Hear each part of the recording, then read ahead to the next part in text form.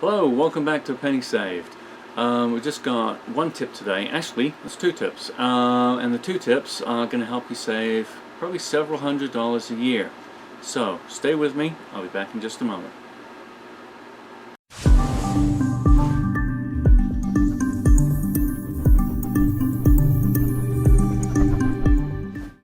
Hello, and welcome back. Okay, we've got those two tips. They're really kind of one tip, but it's two tips rolled into one, I guess. So, what they are is, one is a 10-second rule. You're in the store, you're looking around, and you're browsing, which is not always a good idea, because then you're tempted to buy things you probably don't need. Especially when you're trying to get rid of your debt, and you're trying to get yourself in a better situation financially. So yeah, while you've got a lot of debt, you don't want to be browsing around the store just looking for what looks cool or takes your fancy, I guess. So 10-second rule, that's what comes into play here. If you see something you like, that's fine, acknowledge that you like it, but then realize that you liked it and put it down and count to 10 slowly, kind of like what your parents used to tell you when you get mad as a kid, you know, count to 10 and then, you know, you won't be as angry as you were, or something like that. So, count to 10, this reason not because you're angry, but because you're tempted. You're tempted to buy something that you probably don't need. Now, that's the 10-second rule, and I've been using that for years. Just, I don't know, it's just the way I am, I guess. I look at something and I go, I don't need that shirt, or I don't need that video game right now, it's $60, I can wait till later. It'll come down in price, it's okay. I've still got 5 on the shelf I haven't played yet, so that's me. Now there's also a 30-day rule, that's taking it to a whole new level. In that case, you'll see something, you go, wow, I like that. And instead of just buying it, or even counting to 10 and then going, yeah, I still like it, that's amazing.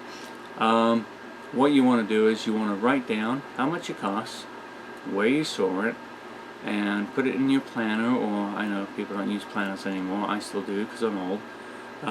Put it in your phone maybe, in your phone planner. I don't use it, so I don't know what it's called, but 30 days out, write down what it was, how much it was, why you wanted it, and when you get to 30 days from now, there's a good chance, a very good chance, that you go, well, it sounds nice, but I don't need that. Or you'll be able to resist the temptation, at least, even if you still think it's cool, maybe it's a pretty good price, you'll be able to wait a little bit longer. So, recommend you do that. So yeah, always have a pen and paper with you, so you can do that. That helps.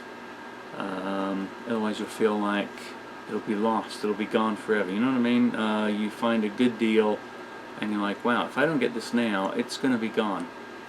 And I've thought that way many times, but reality is, most of the time, not all the time, sometimes it is the best deal and it's the best price you'll find for a long time, but most of the time you're going to find that that same deal, or even better, will come up in the next 4 to 6 months, and you'll be like, wow, they had an even better deal, or sale, or clear out, or whatever.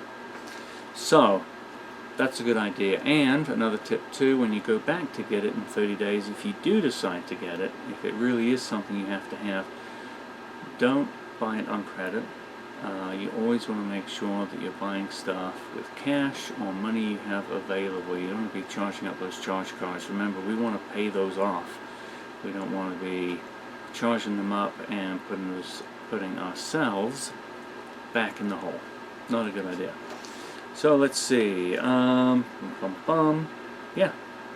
I guess also, something that you could do, if you find something you like and you write down the price and go, wow, that looks really good, that's a nice camera, for instance, it gives you time to go home and to research that and go, wait a minute, I thought this Sony was going to be the best camera, but look, there's a Canon, and it's $10 more or $10 less, hopefully less, and it's got way more features, better reviews, and if that's not the case, then hopefully at least you can see that same item maybe on a better sale somewhere else, and you go, wow, I thought that was a deal at $150, but someone else has it for $120. That's amazing. I'm glad I waited. I saved a little bit of money there by being a little bit patient and not instantly gratifying that need to purchase right away. So those are tips. How much is that going to save you per year? Well, it's hard to put a dollar amount on that. I like to deal with hard facts and figures, like the average American family spends this on X and Y, and by doing said saving tip, you can save 20% on X and Y, and therefore I can make a calculation and come up with an actual dollar figure. Can't really do that in this case, so I'm going to roll out $200. I think it can save you probably way more than that, but I don't have hard facts, so I don't like to overestimate at all. So I'm going very conservative on this and saying it's going to add $200 to a total savings so far from the YouTube videos I've been doing. So another $200 for that, and we have a quote. So this week's quote. Alright, yes. This is by C.S. Lewis. Getting over a painful experience is much like crossing monkey bars. I was never good at monkey bars. Maybe that's why I have a tough time getting over painful experiences. But, sorry, sidetrack. Getting over a painful experience is much like crossing monkey bars. You have to let go at some point in order to move forward. And that was by C.S. Lewis. I like C.S. Lewis. He's got some really good stuff to say. Good quote. You can't progress across those monkey bars unless you let go to move forward. And the same is very true of a painful experience. Now, that's easy to say. I know some of you may have had some really bad, painful experiences. Believe you me, I have had many good friends. My late wife also had many painful experiences from her past, and easier said than done, letting go and moving forward. Very, very hard what some of you have faced. But what I'm talking about here is small painful experiences. Just let go and move forward. If they're much more severe, it's tough to let go. You need professional help to be able to do that, and a lot of counseling, and you need friends around you to help you and to buoy you up. So, not easy, but it can be done. It is very true, whether it's very traumatic or slightly traumatic. You do need to let go to move forward. So good luck with that. Good luck with postponing that instant gratification with either the 10-second rule or the 30-second rule. They'll both help. They'll both save you money.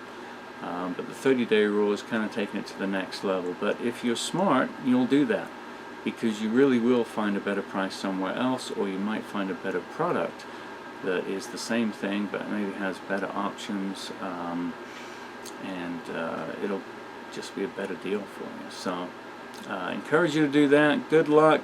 Remember, it all adds up, and I'll see you next time. Goodbye.